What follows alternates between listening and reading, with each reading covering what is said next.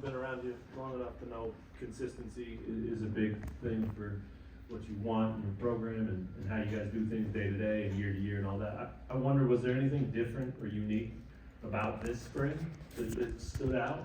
Maybe not that you did differently, but just something that made this year different than past years. I don't know. I think there were parts of there were some things that were definitely better. I think there were some things with some of our energy and physicality and some things that we were doing at a better level.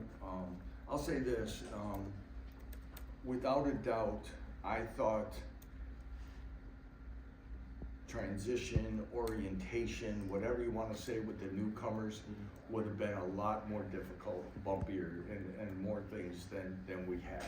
So for that, I'm extremely appreciative of our guys, the newer guys that have come in, our returning guys that have helped acclimate them to how we do things. You know, we do a lot of checks and balances in this program, and our punctuality and things like that of being what we're supposed to be doing the things that we ask our guys to do was significantly better than where we were a year and 2 years ago, which you know, with even the veteran team that we had, it really shows that this group understands. It's probably a credit to some of the programs that they were in and what they've been used to and things like that. But that part I'm extremely pleased with. We've made a lot of improvement, but also we have a long way to go yet. A lot of things we got to clean up. But that was probably the biggest thing. I think another small thing that's probably standing out to me is now that, at least in this program, by rule, we can have our analysts and other people coaching guys.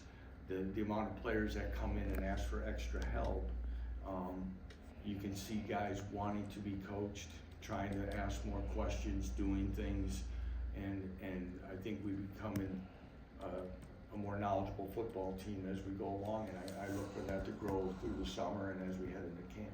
You mentioned those newcomers, and we talked to a lot of them over the last few weeks. So many of them seem so comfortable already. I wonder if that's just a sign of culture being firmly and fully established. Yeah, you know, sometimes, I would, you know, I'm looking forward to sitting down with these guys next week and get a little deeper into some of that in my end of the year meetings with them, because of some of that, I guess, smoothness of transition. I'd like to find out, maybe, you know, hear from guys and why do they think it's gone that way. Again, between our assistant coaches, our strength staff, support staff, I think we make it pretty clear what the expectation is and that it's consistent across the board, and our guys see that, and every time there's one or two little bumps, there's, you know, it's easy to get somebody on track, and like I said, we've been able to do that. And I do think it, again, for some guys that I guess do relocate in this new way of doing things, you know, it's usually for opportunity, and we always talk about making the most of their opportunity, and they need that, you know, sometimes as we tell our guys every day, you know, time's slipping through here, and every day you're one day closer to completing your career, to sort of maximize the opportunities and I think some of these guys have really taken that to heart and making sure they're doing that. Coach, just kind of going off what you were just talking about with new guys coming in, Chris Kleinman talked last week a lot about the transfer portal and just kind of the struggles with, you don't know if the guys you have now are the guys you're going to have in the fall, and maybe you're going to have new guys, and he went on for quite a bit about it. I was just kind of curious how you kind of adjusted to this new era. Yeah, you know, as I've said on some of these, Chris and I have talked, and you know, and other coaches, it's unsettling in this new way of doing it. You know, the portal opens back up, and you know, like I said, you have a group of guys, and you think things are trending in the right direction, and you kind of got an idea of where your team's heading, and then all of a sudden, you get that text or phone call that can really change it. As we look at the settlement coming, hopefully they get things done here sooner than later.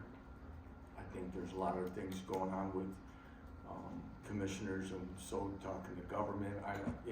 we're just looking for some more regulation, and you keep hearing guardrails and all that. You know, we need to get some more consistency, and you see it in other sports than ours as well. You know, I just don't think where we think in society it's healthy for a young man to go to 8 different schools in 8 years. I'm trying to figure that out.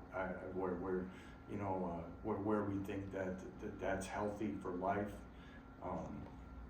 And I know then the quickest thing that happens is somebody talks about coaches that move on and things like that, but there are stipulations for all of us, and whatever that sweet spot is to get it, hopefully we can get there and have consistent rosters that you can continue to make this as competitive as possible. And then you have guys like Jaylen Daniels, who is returning. He's been with the team for several seasons now. It looked like he practiced more today than past days. Just kind of what's his progress and how good is it to have him coming back? Yeah, he's gradually coming back. Everything points that he'll be 100% involved in everything that we do by start of summer workouts, everything, and he threw Skelly yesterday and he did well. He got in more things. He's been Jaylen, if you've met, if you haven't met him, but his personality, his positiveness, unfortunately he's had missed time, but through that he has learned how to stay engaged, how to be part of, I think Jim Zabrowski's done a great job. We do some 2-minute drills in situations. He's let Jaylen call the 2-minute drill, so he's thinking down and just doing some things where we keep challenging him, and he'll be ready to go. So, with it being this era, talking to recruits, talking to guys who are on the team, they talk about the way that you communicate with them and being upfront and honest. How important is that sort of in today's college football? I think it's extremely important. I believe it's the way I've been raised. I think it's the way I've tried to do it. It's disappointing when you hear, and I say this probably too often without getting too much on a soapbox here today. We create a lot of our own problems in this sport. And sometimes, when something gets implemented, there's always pockets that are always figuring out how they're going to get around it, how we're going to beat it, and what we're going to do. And like we always say, the best things I hear in recruiting is the consistency, the transparency, and the integrity in which we go about it. And we want to continue to do that. That's the way. Again, it's not perfect here, but as you say, and I think that helps when you explain to young men that you're going to be dealt with in such a way that you're not always going to hear everything that you want to hear, but you're going to hear things that you need to hear. That goes with personal growth and things that, again, helps you to find it that you're not on school number 8 by your senior year in college. So that we sit down, and when you sit down with families at the end of a recruiting visit, and they talk about that, and I still think there's a good portion of people that really want to see their son grow and develop, not just into outstanding football players and finding a way to capitalize monetarily. They want them to have a plan after football and grow and become the man, the son, the sibling, and future husband and father that they want their children to be. And it's still, hopefully, between that and the educational part of things, we haven't lost sight of completely what we started off when we got in this business. A lot of newcomers heading into the spring. Was there a position group that maybe heading into the spring you were looking at saying, hey, I'm not entirely sure what we have here, that you feel a lot better about coming out of the spring? Yeah, there's probably multiple ones. Probably the one that hit me pretty quickly is the receiver position, because when we lost really the top 5 guys that played the most, and to see what we have, I really like what those newcomers and Doug and Keaton and can give us.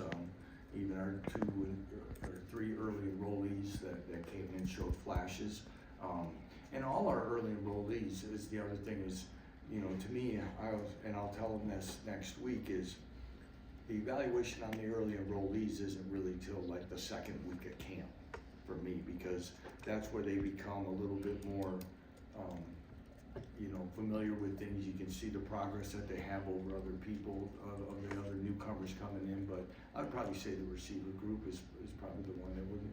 I also probably like to say, you know, the linebackers that we also was a position that we allotted them. I like the way those guys have come in and they've been everything we wanted them to be. Lance, a lot of new guys in, a lot of experienced guys out. Did you like the leadership you saw from some of the players? Yeah, you know, we're getting there, John. We're probably not as comfortable and complete as we want to be. We need, and that'll be, you know, Matt and I have talked about that, about some of the off-season things that we need to do to, now that some of the guys have kind of been on the field with us, been around this group. Some of those guys that have come in need to, now that they know the routines and they're older players at their position, they've got to be a little bit more comfortable stepping up. But I still think we have solid leadership.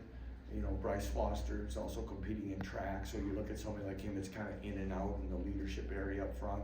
Kobe Baines is a guy that's really come a long way in trying to be more of a leader. Really has kind of turned the corner as far as putting the extra time in, doing things like that. We got some other position groups that have worked nicely in that area. And then you've got a spring now with DK and Jim. What did you see from them as coordinators? I'm really pleased with both sides of the ball, and how the staff's working together, how they've kind of taken charge and doing things. You know, DK's put a standard on the guys and what's expected each and every day, as far as effort and strain and putting some things together for our defense. I like what we're doing. Excited to see where it's at, and again, you know, staff continuity and alignment is extremely important to me. And when I'm in each room and they kind of hear the dialogue, I know it's productive and excited about what those guys will do. Who are some of the guys who kind of surprised you that kind of emerged into a leadership role? I guess I go back to a Kobe Baines. I think in his own way, a Daniel Highshaw has taken a big step in what he's been trying to do. You know, the three defensive tackles that have played the most, Tommy and DJ and Blake, have started to take steps like that. Probably one I skipped over that is Justice Finkley. He's a guy that's very mature, he's very businesslike out there. He's got a great work ethic. All those things, you know, he's emerging as a guy that's respected, just how he goes about it each and every day. You know, Taylor Davis has taken big steps in what we want from him, and DJ Graham will be another one that I think will emerge in that group from there as well. Lance, how do you make sure that when you end the spring on a good note, and then you have many months off until fall camp, and when you pick up in August, you know, there's no setbacks, and you keep those kind of guys, you know, doing the right things off the field and that. Well, that's what we talked about, making great decisions, doing things, and as I said, you know, we've got to capitalize on all this time before they head home for a few weeks. We got to maximize time in the weight room, still find ways to get better, take care of themselves. You know, whether it be through diet, rest, weight room, training room, finding ways to continue to be in the playbook and find ways to stay on top and stay sharp. Because we can't, first of all, we can't come back at the beginning of June and be starting over, completely over again, okay? Whether that be in strength or conditioning or really knowledge of the playbook. Same thing will be when we report, you know, late July. We got an earlier start than ever, so we've got to make sure we're on top of it from there. And we talked about it this morning as we left the field. Lance, I think you mentioned on Saturday, with all the new faces, you kind of had to change up a little bit of coaching style and dynamics. How different has it been this year with the way you had to do things versus like a year where you got a lot of continuity like last season? You know, it's different. You know, again, to keep pushing competition and understanding and finding a way of you know, how guys respond to coaching. What is it? But again, kind of to piggyback off the question about our coordinators. You know, and both sides. And I look at probably on defense. You know, DK. You know, had his time in the NFL and stuff. You know, he's very consistent, but he's also there's no gray area. What he expects and what he wants, because this is the way it needs to be done. If not, somebody else is gonna get the opportunity. So, again, I think, you know, as I said earlier, when guys come in and do those certain things, guys wanna know where they stand. The question is, can they always take, you know, can you take the coaching? Are you willing to move on from there? And we challenged this group really after the first week pretty consistently, and some of those were the newcomers, is if you wanna be the player you wanna be and fulfill the opportunity that you came here to hopefully achieve, you've gotta be able to take the hard coaching. You gotta take and own what we're seeing on film and take the things and get better at it. And I think this group has, and you talk a lot about being coachable in body language, and I like where this group's at. You mentioned the wide receiver room. Is there a position group now that spring's over that you're looking to in fall camp take another step, maybe like an receiver? Yeah, I think there's still a lot that we've got to continue. You know, up front is still going to be a little bit of work in progress for us in the fall camp, and there's, you know, whether it be through added strength in the weight room, knowledge of the offense, different things. I don't think there's a lot of positions yet that we're not ready to say this is going to be the starting unit. So it'll be very competitive. I see us playing a fair number of guys in the back end of the secondary. I think we'll rotate some guys at linebacker probably as well, because we feel good about our younger guys that have come along as well through camp. You know, we always rotate up front defensively, so I think we'll continue to play a lot of guys, but if there's probably the one between the tight ends and offensive line, we still got some things that are still gonna be competitive through camp.